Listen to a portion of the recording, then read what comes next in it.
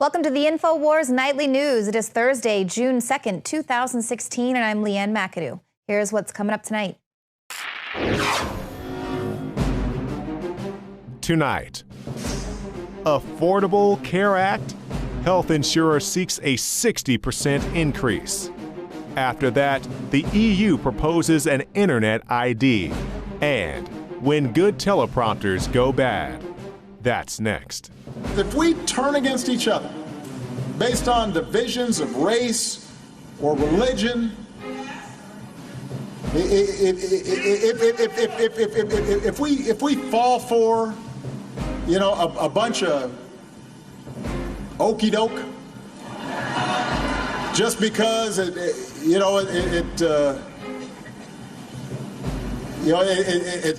sounds funny or the tweets are. 4 Syrian refugees have been caught plotting a massive Paris-style terror attack for Germany. Now, these were 4 men who planned to besiege the historic city center of Dusseldorf.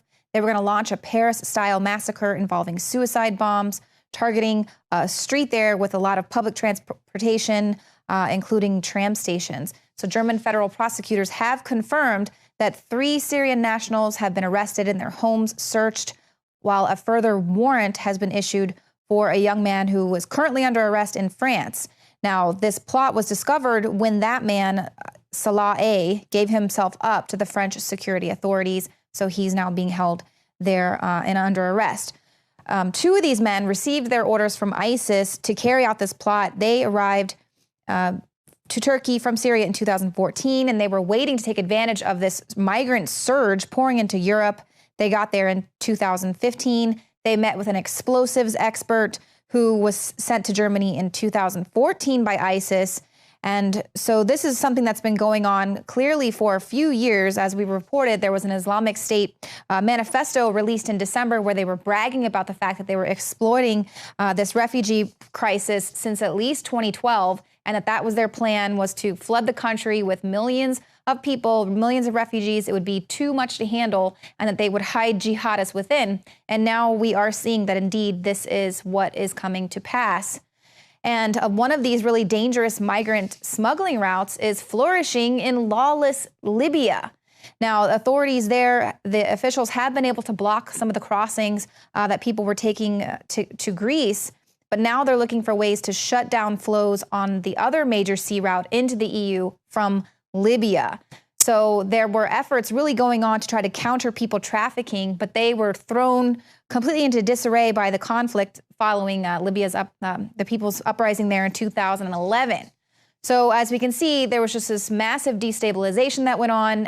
Now, years later, we're seeing the effects of that area being destabilized in the Middle East, which is, of course, one of Clinton's big successes, Hillary Clinton's big successes there, destabilizing the Middle East. And now, for whatever reason, she is going to be using her record as a neocon warmonger to attack Donald Trump. And so this is exactly what she did today in her foreign policy speech. She was arguing that Trump's skepticism on military intervention is going to be a threat to U.S. foreign policy, and indeed a threat to the world order that she herself has helped to implement. The New York Times reported that the speech was going to specifically criticize Trump's remarks on NATO and his proposal that Japan, South Korea, and Saudi Arabia pay for their own defense. And indeed, she did talk about that today and how they were going to be testing some of their anti-nuclear weaponry this weekend. And they could only do that because they're allies. And why would Trump want to disrupt any of our allies, any of our relationships that we have with allies? We have 2 friendly countries on either border with us. Why would you want to disrupt that? So she's really attacking him. But Kurt Nimmo kind of really breaks it down as far as, let's look at this neocon warmongering record that Hillary Clinton is so proud of, that she's going to attack Trump, saying he doesn't know what he's doing. Does she know what she's doing? Unless her plan is to absolutely destabilize regions. So let's talk about Afghanistan. Obama said he was going to withdraw all the troops. Well, Clinton backed a major escalation of the conflict in Afghanistan. She encouraged Obama to send between 30,000 and 100,000 additional troops.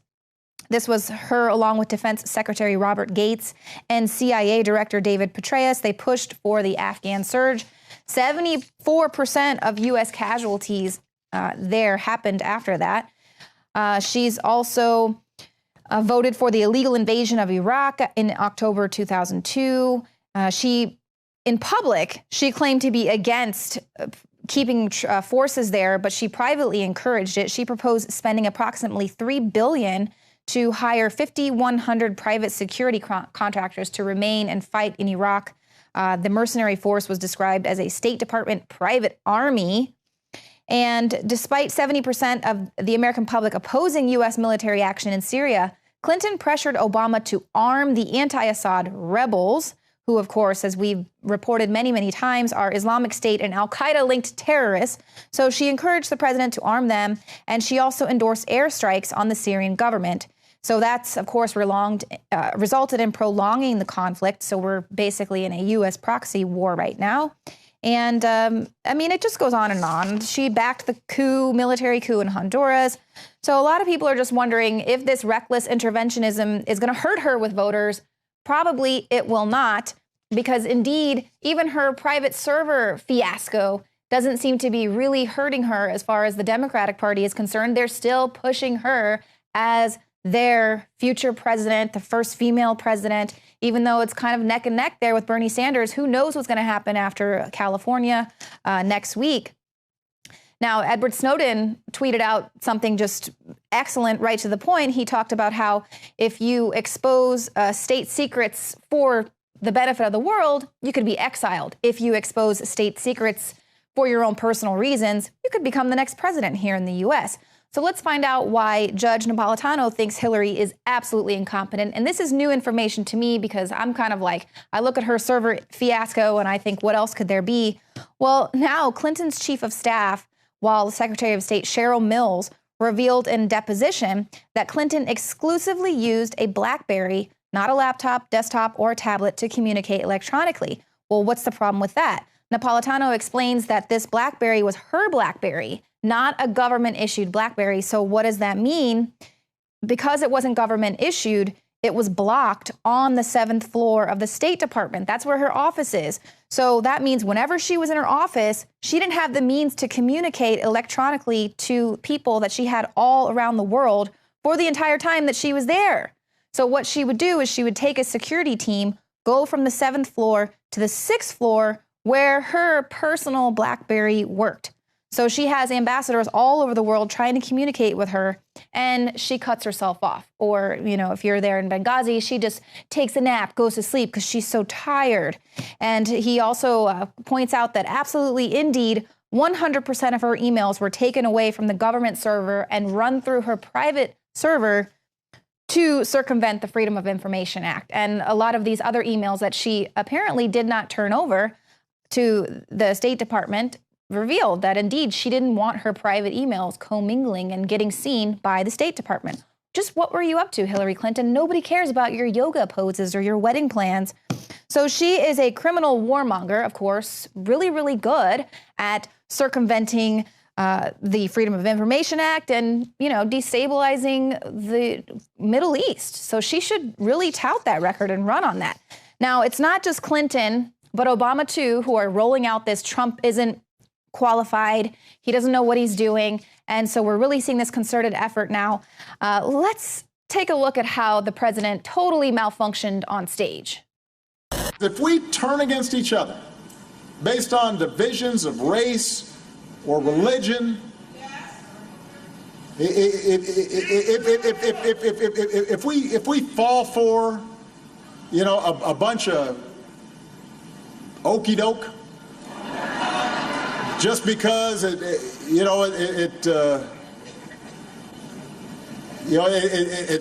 sounds funny or.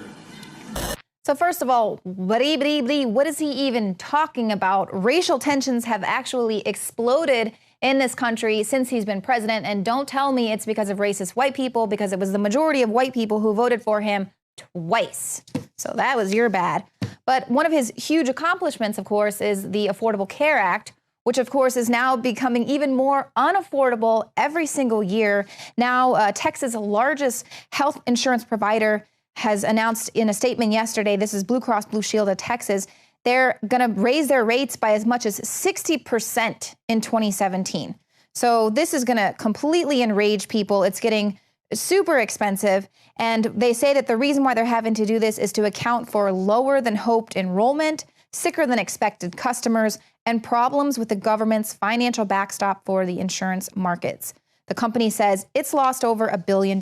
Man, well, I hate to say I told you so, but you know who else just cannot help himself and had to say I told you so is Donald Trump, who of course tweeted about that immediately, that people are panicking and they're very angry because healthcare costs are exploding. Of course, Trump has a pretty good answer to this whole Obamacare debacle. Check it out on his website. Everyone's always saying, well, what is his plan? What's he going to do? But back to this whole racism thing. Now we've got a professor coming out saying that it's the racist Trump supporters who are a bigger domestic terror threat than jihadists. This is George Mason University adjunct professor David Alfer, and he's calling the right wing worse than Islamists, and that it's racist Donald Trump supporters. They're blaming the growing physical violence at Trump rallies on backlash against an increasingly diverse and progressive American society. So clearly he has no concept of reality. Reality be damned, because the violence seen has almost exclusively been carried out by anti-Trump agitators, as we've shown you in many, many videos. But let's take a look at some of the best of this week in California with some of our pro-Trump supporters. Let's see how bad they really are. Michael Zimmerman for INFOWARS.com. We are here at the Donald Trump rally in Sacramento, California, here at the Sacramento International Jet Center. And they are full. They are absolutely packed to capacity right before the start of the rally. There are 9,600 people inside with hundreds more outside waiting to get in. Just a huge turnout. There's not very many protesters here, potentially because there's not very much parking for them, or it's more difficult for them to get here, or the protesters of Sacramento are just very low energy. But we've talked to a lot of people out here today, Trump supporters, some protesters who have some pretty dumb arguments, and as you can see, there are definitely lots of people coming out today to support Donald Trump. So what do you think of some of these protesters who have shown up here today? You know, I don't think of them at all, so I really don't even see them. I'm just here focused on what I came to do, and that's to focus on Donald Trump and supporting him and let my voice be heard. And yeah, the only people I've heard that have been particularly nasty are the, people, here harassing everyone in line. I haven't heard any of the Trump supporters really say anything nasty back, but it's just, harassing people, Yeah, I don't even pay them attention. I just pray for them, and, like AJ said, we got to run them over, keep it pushing. Right now it's very important that, people who have a piece of a brain to get their head in the game and, vote with their dollars. And we're at a very critical time for this country, and, people need to make a choice. Yeah, we don't have time to be divided right now, and I mean, everybody else have borders. Why can't we? So, I'm Trump 2016 all the way. I'm not saying that he's going to be the one president to get it all fixed, but he's a start. So, and I happen to know that these Mexican people get pissed off because we want to build a wall, but yet when the Central Americans and the Peruvians, they try to cross over their border, they shoot them all. They don't play games. They don't put you in the detention center. The detention center is 6 feet underground. Then they hide their bodies and stuff. People disappear. Exactly. Everybody should have a wall. Everybody. Europe, everybody should have a wall. We wouldn't be in this state if if everybody had one.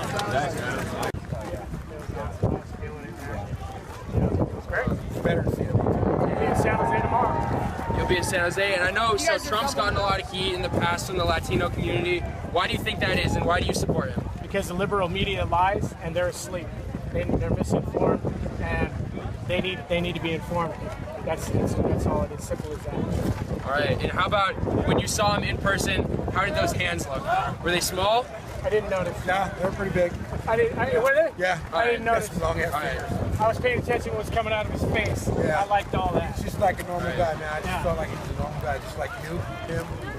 Yeah. Cool. If you talk to him personally. Outsider. Good guy. Just like that. He's going to fix it all, man.